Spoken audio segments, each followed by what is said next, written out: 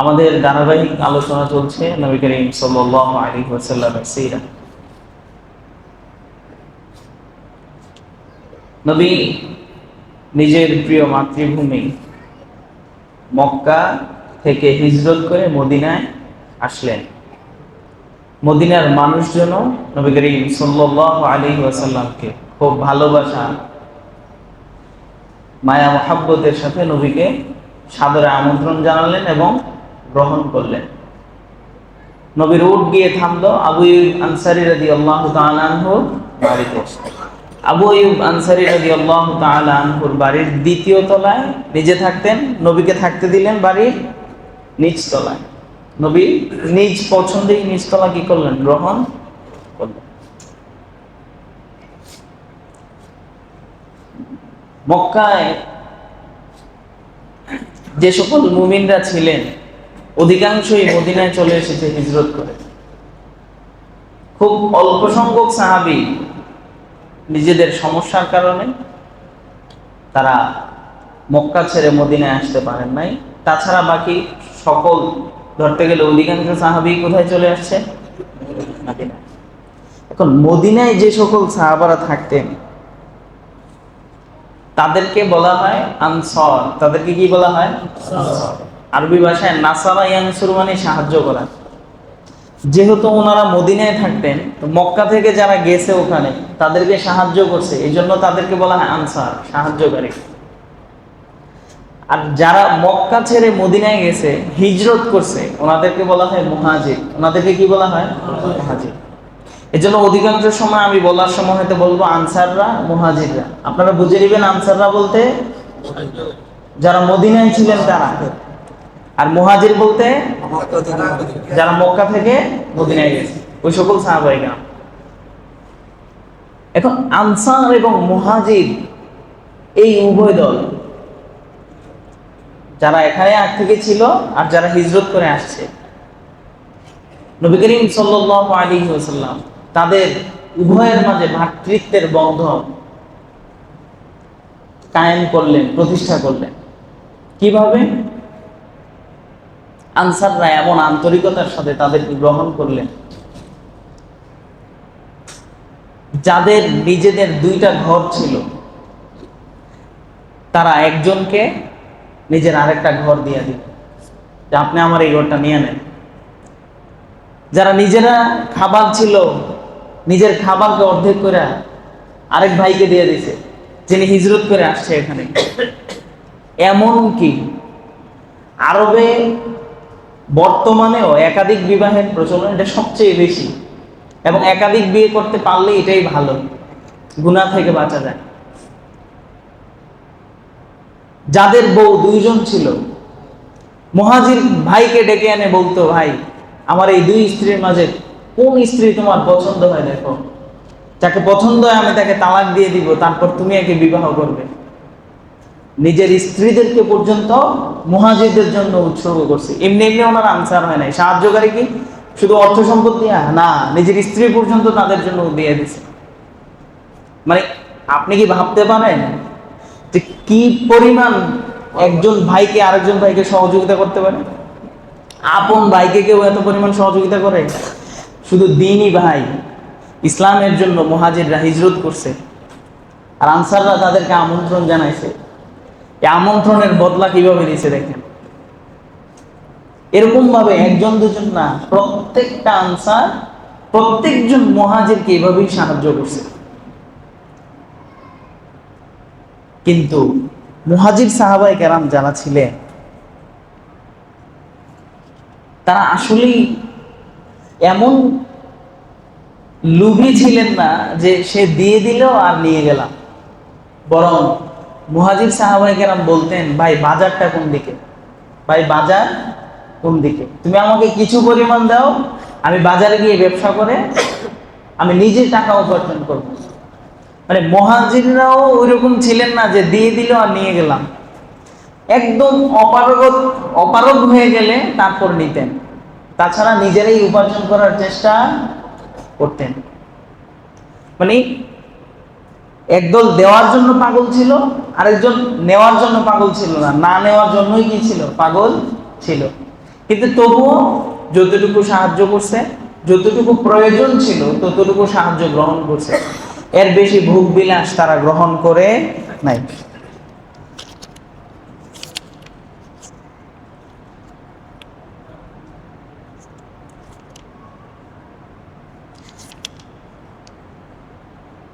এবার নবী করিম সাল্লাল্লাহু আলাইহি ওয়াসাল্লাম ধীরে ধীরে মদিনায় পরিবেশ সৃষ্টি করতে লাগলেন। মদিনায় আসার পর আমি আগেই বলেছিলাম মদিনাতে ইহুদিদেরও বসবাস ছিল। মদিনায় আরবদের প্রাচীন যে গোত্র আউস এবং খাজরাজ দুইটা গোত্র ছিল, তো সে সকল গোত্রে তাদের আশপাশে ইহুদিরাও প্রচুর পরিমাণে বসবাস করত এবং তাদের আশপাশে মদিনার পার্শ্ববর্তী যত অঞ্চল ছিল সে অঞ্চলের মানুষদের সাথেও একটা চুক্তির ব্যাপার স্যাপার ছিল। এই কারণে নবী করিম সাল্লাল্লাহু আলাইহি ওয়াসাল্লাম মদিনায় ইসলামী রাষ্ট্র কায়েম করলেন। এই ইসলামী রাষ্ট্রের প্রধান নায়ক ছিলেন মহানবী হযরত মুহাম্মদ সাল্লাল্লাহু আলাইহি ওয়াসাল্লাম। এসেই তিনি মদিনা সনদ কায়েম করলেন। মদিনা সনদ, রাষ্ট্রীয় একটা সংবিধান থাকে না, বাংলাদেশের রাষ্ট্রীয় সংবিধান আছে না, মদিনা রাষ্ট্রের জন্য একটা সংবিধান প্রণয়ন করলেন যেটাকে বলা হয় মদিনা সনদ। যেটাকে কি বলা হয়? মদিনা সনদের মধ্যে প্রায় ধারা ছিল 48টার মতো, কোন কোন কিতাবে লিখছে 45টা, কোন কোন কিতাবে লিখছে 48টা ধারা ছিল। এই সকল ধারার মধ্যে বিশেষভাবে উল্লেখ করা যায় এমন একটি ধারা হচ্ছে পরস্পর সম্প্রীতি। যে যে ধর্ম পালন করত তাকে সেই ধর্ম পালনের স্বাধীনতা দেওয়া ছিল, কিন্তু কর্তৃত্ব ছিল ইসলাম এবং মুসলমানদের, কিন্তু অন্যান্যদের সাথে একটা সহাবস্থান ছিল, একটা বিদ্যুৎপূর্ণ সম্পর্ক সকলের সাথে বজায় ছিল। এবং চুক্তি ছিল যে মদিনার আশপাশে যদি অন্য ধর্মাবলম্বীও অন্য কারো কাছে নির্যাতিত হয় তাহলে মুসলমানরা তাকে সাহায্য করবে। আবার মুসলমানরা যদি দূরবর্তী কোনো রাষ্ট্রের কাছে, দূরবর্তী কোনো রাষ্ট্রের অধীনে নির্যাতিত হয় তাহলে যাদের সাথে চুক্তি হয়েছে চুক্তিবদ্ধ ওই সকল লোকেরাও মুসলমানদেরকে কি করবে? সাহায্য করবে। এমন বিশেষ বিশেষ অনেকগুলো নীতি ছিল মদিনা সনদের মধ্যে, এগুলো ছিল উল্লেখ করার মতো। তাছাড়া এমন বলছিলাম 45টা কিংবা 48টা ধারা সেই মদিনা সনদের মধ্যে ছিল। এবার হিজরতের পর এই ধারাবাহিকতা চলার অবস্থাতেই নামাজ মুসলমানরা আন্দাজ করে মসজিদে চলে আসতো। বলেছিলাম মসজিদে নববী আবু আইয়ুব আনসারীর বাড়ির সামনে যেখানে ঘোড়া উট থামছে ওই জায়গার নিচে। তো এখানে নামাজের সময় হইলে কিভাবে সবাইকে একসাথে একত্র করা যায় এই বিষয়ে আল্লাহ রাসূল সাহাবাদের সাথে পরামর্শ করলেন। কারণ তখনও আজান আল্লাহর পক্ষ থেকে আসে নাই, যার কারণে আন্দাজ করতো যে এখন হয়তো নামাজের টাইম, তো তারা মসজিদে চলে আসতো। তো যাদের ওই সময়ের মধ্যে যারা আসতে পারতো তারা জামাত পাইতো, কিন্তু যারা ওই সময় আসতে পারে নাই তারা জামাত পাইতো না। এখন নবী করিম সাল্লাল্লাহু আলাইহি ওয়াসাল্লাম অনুভব করলেন যেমন একটা কিছু দরকার যার মাধ্যমে সবাই বুঝতে পারে, একসাথে যেন কি করতে পারে, এসে জামাতে শামিল হতে পারে। ইহুদিরা তাদের ইবাদতের জন্য ঘন্টি বাজায়, তারপর নাসারারা এক ধরনের ফুৎকার দেয়, কোন কোন ধর্ম ঢোল বাজায়। তো কেউ পরামর্শ দিলে যে ওই সময় খুব জোরে কোনো সিঙ্গা বা এই ধরনের কোনো কিছুতে ফুৎকার দেওয়া যেতে পারে। কেউ পরামর্শ দিল না ওই সময় ঘন্টি বাজানো যেতে পারে।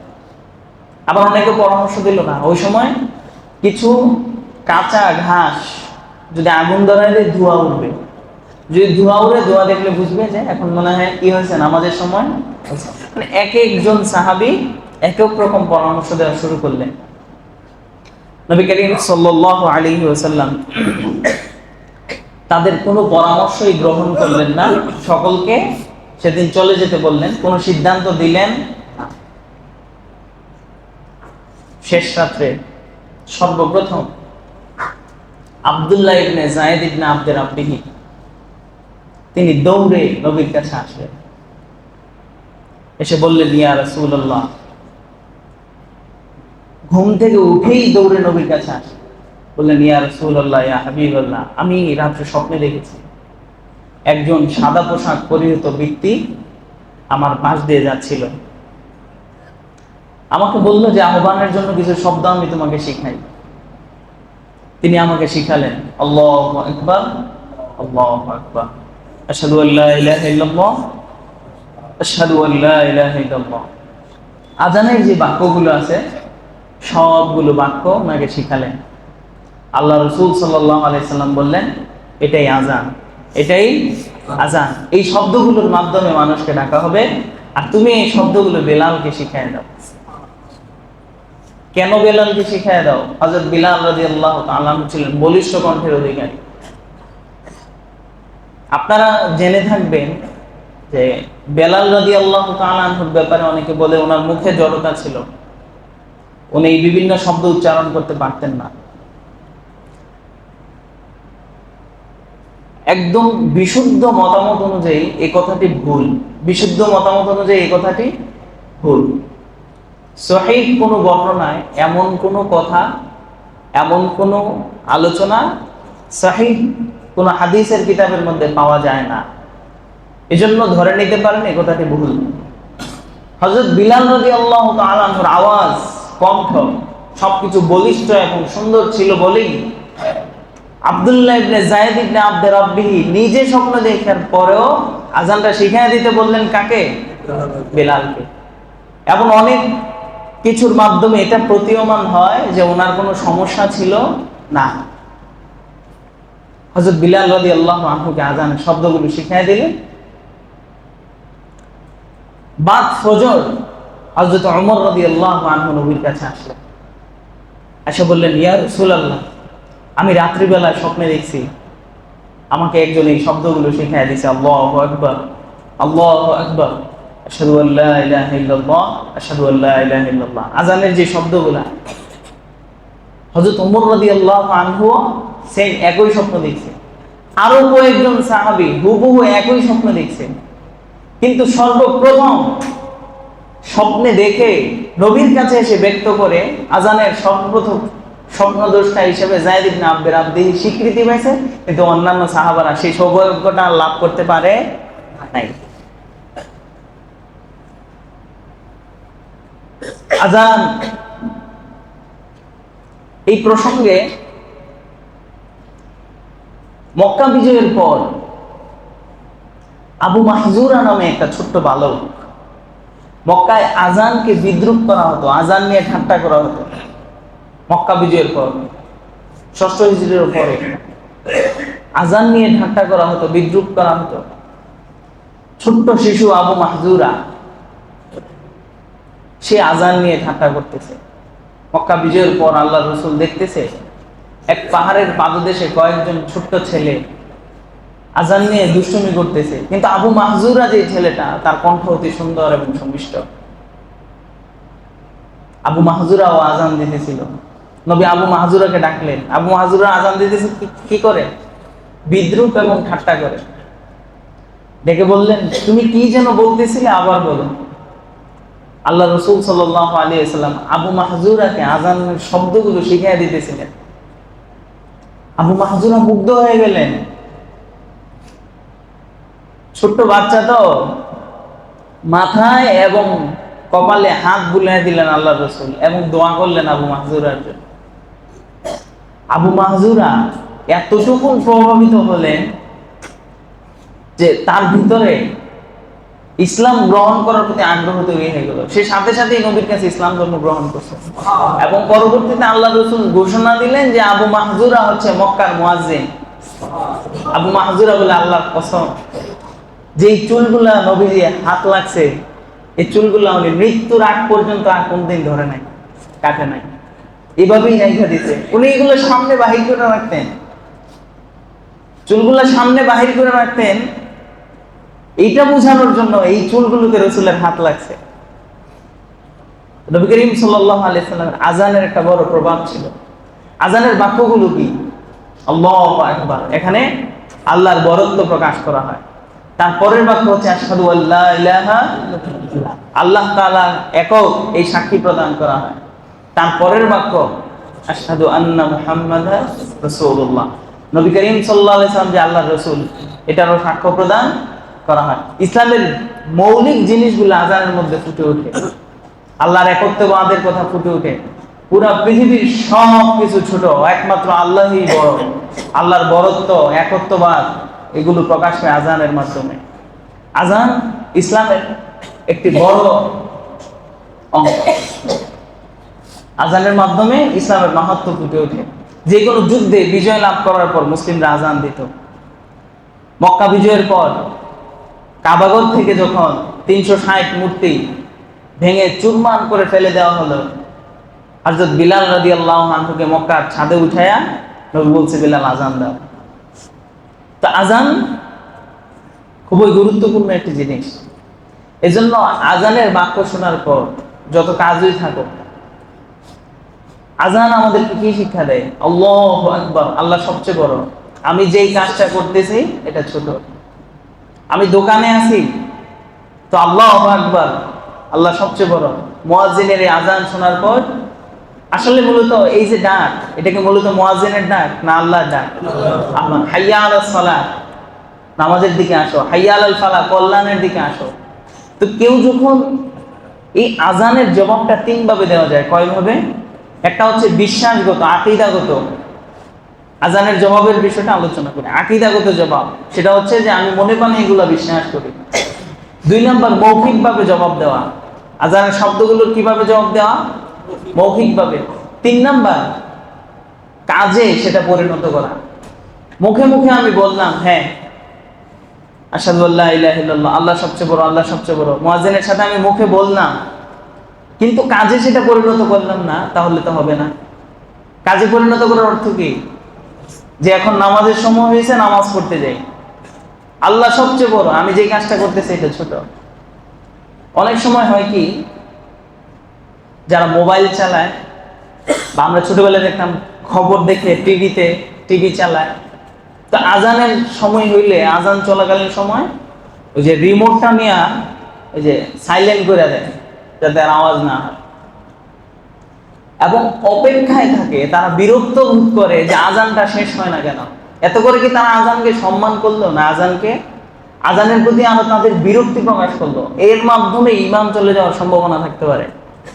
আমি কি বিষয়টা বুঝাইতে পারছি? যাদের বাড়িতে টিভি আছে, টিভি চলাকালীন সময় তো অবশ্যই কি করে, স্টপ করে ফেলে। আযান শেষ হইলে পরে আবার চালু করবে। তো এই সময়টা, যে সময়টাতে আযান চলে, এই সময়টাতে সে বিরক্ত হচ্ছে আযানের প্রতি, শেষ হচ্ছে না কেন। বিষয়টা মাথায় নিবেন। তো এই কাজটা দয়া করে কেউ করবেন না। নামাজ পড়ে তারপর আপনার যত কাজ করেন, নামাজে অবহেলা করেন না। নামাজটা ঈমানের পরে সবচেয়ে বড় জিনিস হচ্ছে কি? নামাজ।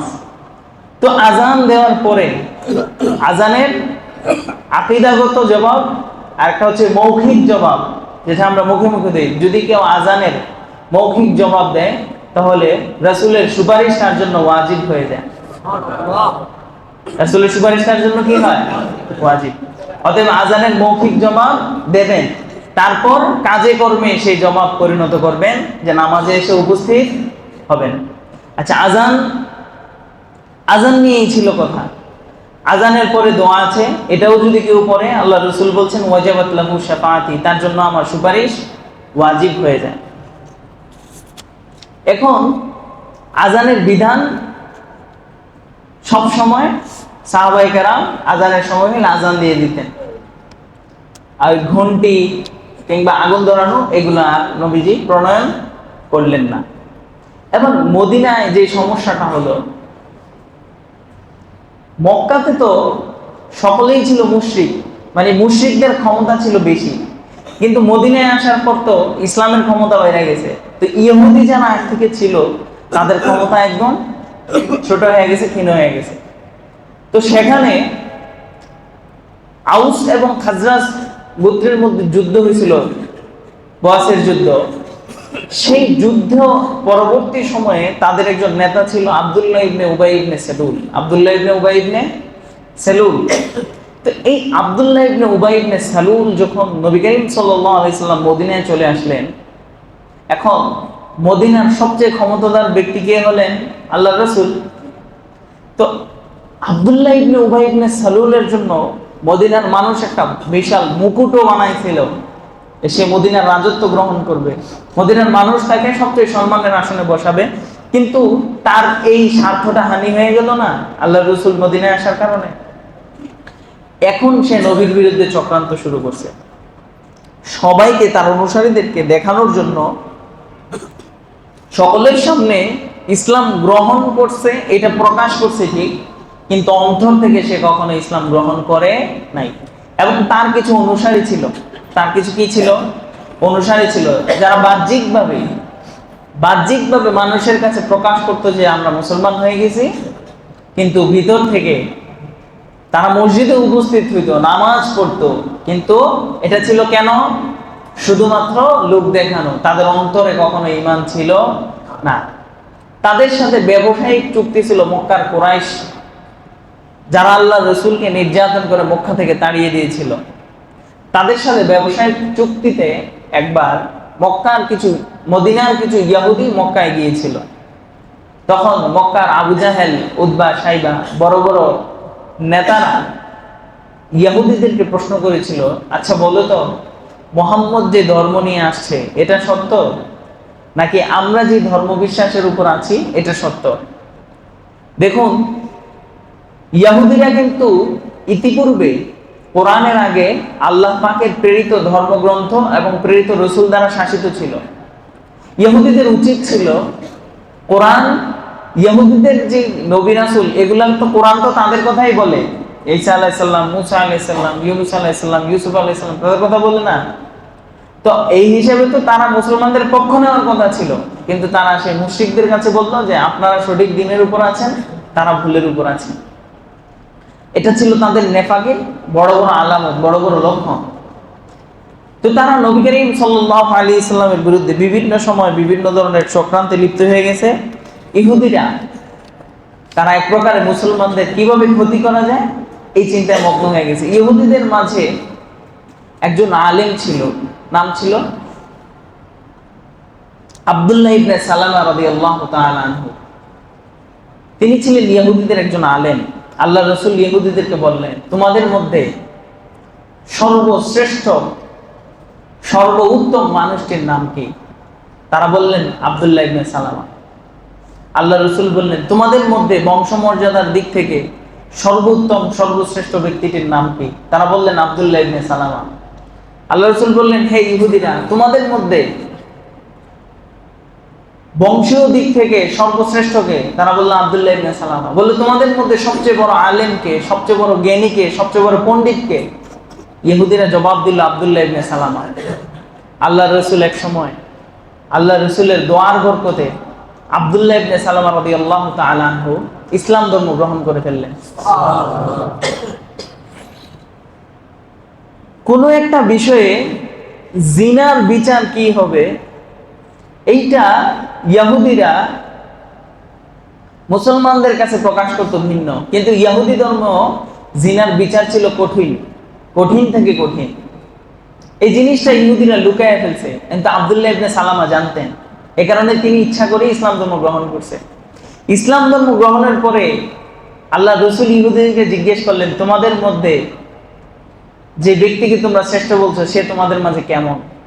ইহুদিরা তখন বলতে লাগছে, আমাদের মধ্যে সবচেয়ে নিকৃষ্ট ব্যক্তি হচ্ছে আব্দুল্লাহ ইবনে সালামা, আমাদের মাঝে সবচেয়ে বংশমর্যাদার দিক থেকে নিকৃষ্ট লোক হচ্ছে আব্দুল্লাহ ইবনে সালামা, আমাদের মাঝে সবচেয়ে জাহেল, অজ্ঞ, মূর্খ, নির্বুদ্ধ হচ্ছে আব্দুল্লাহ ইবনে সালামা। মানে ইসলাম, মানে তার এতটুকুই শত্রুতাপূর্ণ আচরণ করতো মুসলমানদের সাথে, কিন্তু সমস্যাটা ছিল আরেক জায়গায়, তারা ছিল দুর্বল, অক্ষম। মুসলিমরা ছিল তখন খুব প্রতাপশালী, ক্ষমতাশালী, পুরো মদিনায় মুসলিমদের জয় জয়কার। ইহুদি ছিল মুষ্টিমেয়, 45 কিংবা 50 জন, এমন, এর বেশি না।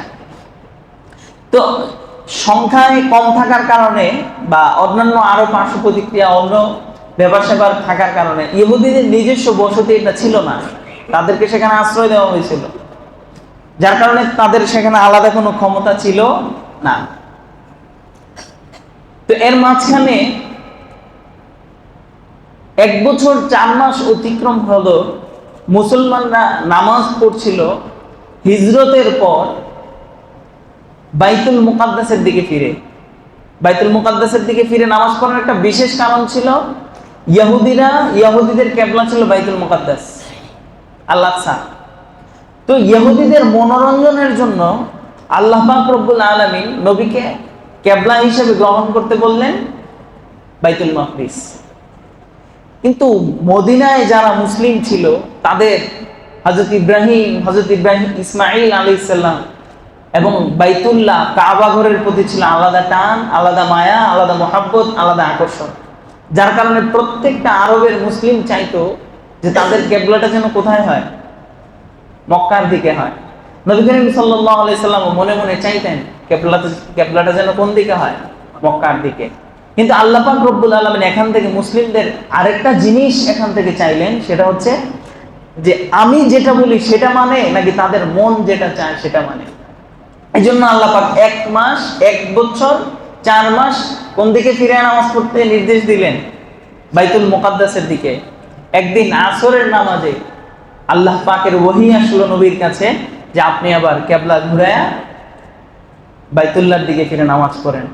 নামাজের মধ্যেই সাহাবায়ে কেরাম ঘুরে গেলেন, নবী সহ সবাই কোন দিকে ফিরে নামাজ পড়া শুরু করলেন, বাইতুল্লাহ শরীফের দিকে, মক্কা শরীফের দিকে। তো এটা ঘটছে দ্বিতীয় হিজরতের দ্বিতীয় বর্ষে মুসলমানদের কিবলা পরিবর্তন হয়। এখন মুসলমানরা যে মদিনায় চলে আসছে, আসার কারণে কি মক্কার কুরাইশ যেই মুশরিক তাদের কি মুসলমানদের বিরুদ্ধে লাগা শেষ হয়ে গেছে? না, তারা তাদের চক্রান্ত আগের মতোই চালিয়ে যাচ্ছে। ওখানে যারা ছিল তাদের উপর নির্যাতন, তারপর তাদের ব্যবসায়িক বণিক দল, তাদের বড় বড় দলেরা তারা এদিক দিয়ে যাওয়ার সময় মুসলমানদের ক্ষতি সাধন করত। তারা শামে, সিরিয়ায় বিভিন্ন ব্যবসায়িক কাজে যাইতেন। তো নির্যাতনের ফলে আল্লাহ পাক রব্বুল আলামিনের পক্ষ থেকে এখনো তাদের বিরুদ্ধে যুদ্ধের কোনো অনুমতি আসে নাই। এতটুকু অনুমতি আসছে যে যদি তোমাদের উপর আক্রমণ করে তোমরা নিজেদের আত্মরক্ষা করো। আত্মরক্ষামূলক জিহাদের অনুমতি আসছে, কিন্তু আক্রমণাত্মক জিহাদের অনুমতি এখনো আসে নাই। এক পর্যায়ে আল্লাহ রাসূল সাল্লাল্লাহু আলাইহি ওয়াসাল্লাম সর্বপ্রথম সারিয়া বোয়াতের যুদ্ধ বলা হয় এটাকে, হযরত আব্দুল্লাহ ইবনে জাহাশ রাদিয়াল্লাহু তাআলা আনহুর নেতৃত্বে কিছু সংখ্যক মুসলমানকে গোয়েন্দা হিসাবে একটি ছোট্টখাটো সামরিক অভিযানের জন্য বিভিন্ন এলাকায় পাঠাইছে। এবং এভাবেই সর্বপ্রথম মুসলমানদের সামরিক অভিযান শুরু হয়। এখন তো রাষ্ট্র কায়েম হয়েছে, রাষ্ট্র কায়েম হওয়ার আগে সামরিক অভিযান চালানো সম্ভব ছিল না। এখন মুসলমানরা সামরিক অভিযান চালানোর সক্ষমতা তৈরি হয়েছে। এই দ্বিতীয় হিজরির রমজান মাস যখন আসলো, প্রথম যুদ্ধ ছিল ইসলামের গাজওয়ে বুয়াত, ঠিক আছে? তো এগুলোকে বলা হয় সারিয়া, কারণ রাসূল পুরোপুরি ভাবে যে সকল যুদ্ধে ছিলেন না ওগুলাকে জিহাদ বলা হয় না, এগুলোকে সারিয়া বলা হয়। আংশিক যুদ্ধ, কিন্তু পরিপূর্ণ না। দ্বিতীয় হিজরির রমাদান মাসের 17 রমজানে হয়েছে আমাদের বদর যুদ্ধ। বদর যুদ্ধের প্রেক্ষাপটটা কি ছিল একটু বুঝেন। নবী করিম সাল্লাল্লাহু আলাইহি ওয়াসাল্লামের ফুপি আতিকা বিনতে আব্দুল মুত্তালিব, আতিকা নাম কি ছিল? আতিকা। উনি রাত্রিবেলায় স্বপ্নে দেখছে যে মক্কার দিকে কিছু উটের বাহিনী আসছে, উট। এই উট আয়েশা সরাসরি মক্কা শরীফের যেই ছাদ ওইটার উপরে উঠে গেছে। মক্কা শরীফের ছাদের উপর উঠা আরেকটা পাহাড়ের মধ্যে উঠছে। এটা কে দেখতেছে? আতিকা বিনতে আব্দুল মুত্তালিব। উনি হচ্ছেন নবীজির ফুফি। উনি স্বপ্নে দেখতেছে যে কোথায় থেকে যেন কিছু উট আসছে, হিংস্র আকৃতির। আয়েশা মক্কাকে ধ্বংস করে দিবে অবস্থা এমন, কাবা শরীফের উপর উঠছে, ওখান থেকে আরেকটা পাহাড়ের উপর উঠছে।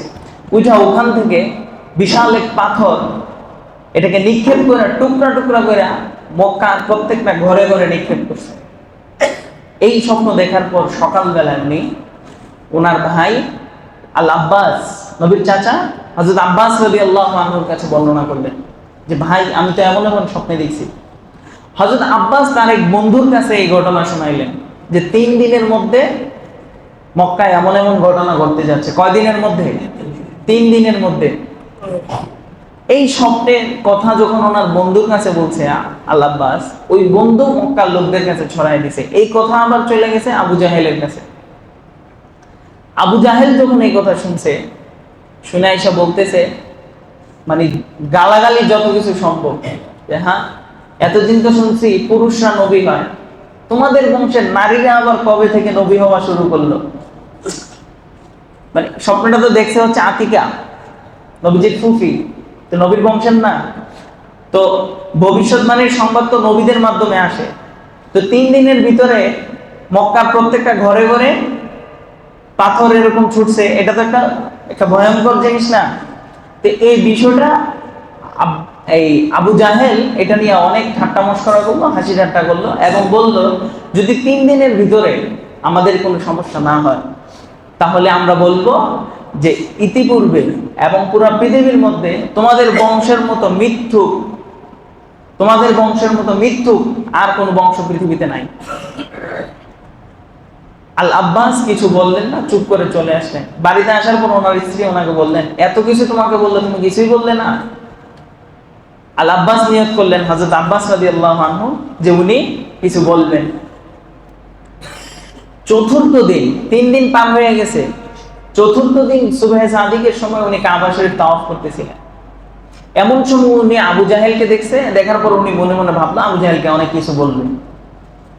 কিন্তু ঘটনা ভিন্ন রূপ ধারণ করছে। কিছু লোক ওনার কাছে দৌড়ে আসলো, এসে ওনাকে শোনাইলো যে গতকালকে দামদাম আল আমের আল গিফারি, দামদাম ইবনে আমের আল গিফারি নামের এক ব্যক্তি, ওনাদের একটা সফর, ওনাদের একটা ব্যবসায়িক বণিক দল আবু সুফিয়ানের নেতৃত্বে শাম দেশে ব্যবসার উদ্দেশ্যে গেছিল। শাম থেকে ফেরার পথে তারা এক জায়গায় তাবু গাড়ে, ওখানে আল্লাহ রাসূল সাল্লাল্লাহু আলাইহি ওয়াসাল্লাম গোয়েন্দা বাহিনীর মাধ্যমে খবর নিয়ে ওখানে আক্রমণ করার সিদ্ধান্ত নিলেন। তো এই সংবাদ যখন আবু সুফিয়ান শুনছে, আবু সুফিয়ান লোক পাঠাইছে মদিনায়, মক্কায় গিয়ে এই সংবাদ দাও, কারণ এই বণিক দলের মধ্যে এই ব্যবসায় মক্কার অধিকাংশ মানুষের অর্থ সম্পদ, মক্কার মানুষের জীবিকা নির্বাহ করে এই ব্যবসার উপর। এখন এই সংবাদ যখন দিয়ে পাঠালো, যার মাধ্যমে সংবাদ পাঠাইছে, অবস্থার ভয়াবহতা বোঝানোর জন্য কি করছে, সে আইসাই দামদাম ইবনে আমের আল গিফারি, তার নাম কি দামদাম ইবনে আমের আল গিফারি, সে তার উটের নাক কাটা ফেলছে, নিজের জামা কাপড় ছিঁড়া ফেলছে। সে বলছে আল কাফেলা, আল কাফেলা, তোমাদের কাফেলাকে তোমরা রক্ষা করো।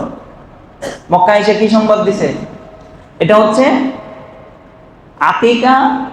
আতিকা উনি স্বপ্নে দেখার 3 দিনের মধ্যেই এই ঘটনা।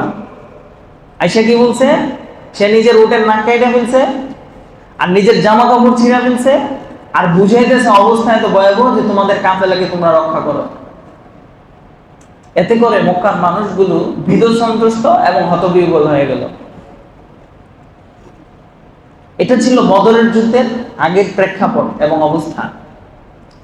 এখন এই সংবাদ শোনার পর আবু জাহেল ছিল একজন অহংকারী এবং উদ্ধত্তপূর্ণ লোক, যেহেতু নেতা, সে সিদ্ধান্ত নিল যে তাদের যত সৈন্য সামন্ত আছে সবকিছু নিয়ে রওনা করবে সেখানে।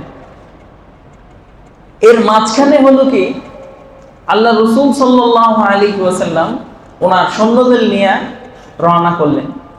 এখানেও একটা ব্যাপার যে নবী করিম সাল্লাল্লাহু আলাইহি ওয়াসাল্লাম বড় কোনো যুদ্ধে অংশগ্রহণ করবেন এমন প্রস্তুতি ছিল না, কারণ আবু সুফিয়ানের যেই বণিক দল সেখানে মানুষজন ছিল মাত্র 45 থেকে 50 জন। অনেক জায়গায় লিখছে 40 জন, অনেক জায়গায় কত লিখছে 40 জন। এখন ভাবেন 40 জন মানুষের বিরুদ্ধে যদি আক্রমণ করতে যায় তাহলে বেশি লোকের প্রয়োজন আছে? নাই। এজন্য তাৎক্ষণিকভাবে শুধুমাত্র 313 জন লোক নিয়ে আল্লাহ রাসূল বের হলেন। কতজন? 313 জন। যুদ্ধে রওনা করলেন উট, ঘোড়া, যুদ্ধের সামগ্রী তেমন নাই বললেই চলে। মুসলমানদের তেমন ছিল না, কারণ ওই ধরনের প্রস্তুতি নিয়ে ওনারা যুদ্ধে যায়নি। এখন আবু জাহেল প্রায় 300 উট, 1000-এর মতো উট, 300 ঘোড়া এবং প্রায় 1500-এর মতো সৈন্য সামন্ত নিয়ে উনি রওনা করছে। কত হাজার? 1500। এখন এত বিশাল বাহিনী নিয়ে রওনা করছে, আর মুসলমান হচ্ছে মাত্র। আল্লাহ রাসূল সাল্লাল্লাহু আলাইহি সাল্লাম মাঝপথে অবস্থান করলেন, থামলেন। থেমে তিনি সাহাবায়ে কেরামের পরামর্শ চাইলেন। নবীজি দাঁড়িয়ে আছেন, সাহাবাদের মতামত কি? মাত্র 313 জন, আর সেদিকে 1500। আমাদের অস্ত্র নাই, তাদের অস্ত্রের অভাব নাই। ঘোড়ার প্রয়োজন, যুদ্ধের জন্য ঘোড়া একটা বিশেষ বাহন। তাদের ঘোড়া আছে, আমাদের নাই। তাদের উটের সংখ্যা অনেক, আমাদের উট নাই বললেই চলে। এমন তো অবস্থায় সাহাবাদের মতামত কি আল্লাহ রাসূল জানতে চাইলেন। হযরত আবু বকর সিদ্দিক রাদিয়াল্লাহু আনহু দাঁড়িয়ে গেলেন। উনি একটা ভাষণ দিলেন, ইয়া রাসূলুল্লাহ, আমরা আপনার ডানে বামে সামনে পিছনে সব দিক থেকে আছি। নবী ডানে তাকায়, বামে তাকায়। মুহাজিররা যে নবীকে সাহায্য করবে, এটা তো অবশ্যই করবে, নিশ্চিত। আবারও মুহাজির থেকে আরেকজন দাঁড়িয়ে নবীকে এমন অভয় দিলেন, আশ্বাস দিলেন। তো নবীর ইচ্ছা ছিল মনে মনে যে আনসারদের থেকে একজন দাঁড়ান, আনসারদের থেকে কেউ দাঁড়ান। আবারও একজন মুহাজির দাঁড়ালেন, নবীকে আশ্বাস দিলেন, নবী আপনি যেইভাবে বলেন ওইভাবেই। এমত অবস্থায় আনসারদের থেকে একজন দাঁড়ালেন, দাঁড়িয়ে বললেন, ইয়া রাসূলুল্লাহ, আপনি মনে হয় আনসারদের থেকে কেউ দাঁড়া কেটে চাচ্ছিলেন। আপনি মনে হয় ভাবছেন যদি মক্কার ভিতরে কোনো যুদ্ধ হয়, এই মদিনা শহরের মধ্যে রাসূলকে সর্বদিক থেকে সাহায্য করা এবং নবীকে আশ্রয় দেওয়ার দায়িত্ব নিছে কারা? মদিনার লোকেরা। কিন্তু মদিনার বাহিরে নবীকে হেফাজতের দায়িত্ব কিন্তু তারা নেয় নাই। আপনি হয়তো ভাবছেন যে মদিনার বাহিরে বদর, এই কারণে হয়তো আমরা আপনার সহযোগিতা করবো না। ইয়া রাসূলুল্লাহ, যদি আপনি সমুদ্রের তীরবর্তী কাছে গিয়া সমুদ্রেও ঝাঁপায় পড়তে বলেন, আমরা সমুদ্রেই ঝাঁপায় পড়বো। আনসারদের এই বক্তব্য শুনে আল্লাহ রাসূলের চোখ দিয়ে পানি চলে আসলো আনন্দে। নবী আবার আনসারদের দিকে তাকালেন। আনসারদের একজন দাঁড়ায় বললেন, ইয়া রাসূলুল্লাহ, হযরত মূসা আলাইহিস সালাম যখন বনী ইসরাইলের লোকদেরকে নিয়ে যুদ্ধে গেছিলেন, তখন মূসা আলাইহিস সালামের উম্মতেরা বলছিল, আপনি এবং আপনার রব গিয়ে যুদ্ধ করেন, আমরা নাই। আমরা আল্লাহর কসম, আমরা কখনো আপনাকে মূসা আলাইহিস সালামের উম্মতের মতো বলবো না যে আপনি আপনার রব গিয়ে যুদ্ধ করেন। আমরা আপনার ডানে বামে সামনে পিছনে সব দিক থেকে জীবনের শেষ রক্ত কিন্তু দিয়ে হলো আপনার সাথে যুদ্ধ করে যাব ইনশাআল্লাহ। নবী করিম সাল্লাল্লাহু আলাইহি সাল্লাম আনসার এবং মুহাজিরদের এই সকল ইচ্ছা, আবেগ এবং তাদের যুদ্ধের প্রতি আগ্রহ দেখে আল্লাহ রাসূল সাল্লাল্লাহু আলাইহি সাল্লাম বাকিটুকু রওনা করলেন। এখন আল্লাহ রাসূলকে আল্লাহ পাক রব্বুল আলামিন বাহ্যিকভাবে যত ধরনের যুদ্ধের প্রস্তুতি নেওয়া দরকার সব নিলেন। যেমন মুসলমানরা গিয়ে যে জায়গায় তাঁবু গাড়লেন, কুয়ার কাছে, যেখান থেকে পানি খুব সহজে পাওয়া যায়, এবং শত্রুপক্ষের কুয়ার যে মুখ ছিল সেটা বন্ধ করে দিলেন। মানে যুদ্ধে যেভাবে যেভাবে হওয়া দরকার, যুদ্ধের প্রথম সারিতে আল্লাহ রাসূল সাল্লাল্লাহু আলাইহি সাল্লাম রাখলেন সেই সকল লোকদেরকে যাদের হাতে ছিল বর্শা, আর পেছনের সারিতে আল্লাহ রাসূল রাখলেন ওই সকল সাহাবাদেরকে যাদের ছিল তীর। সময় শেষ। মানে যুদ্ধ কিভাবে আল্লাহ রাসূল পরিচালনা করছে, এখানে অনেক কিছু বলার আছে। হ্যাঁ, ইনশাআল্লাহ আগামী দিনে বাকি অংশ বলবো ইনশাআল্লাহ। ওয়া আখিরু দাওয়ানা আলহামদুলিল্লাহি রাব্বিল আলামিন।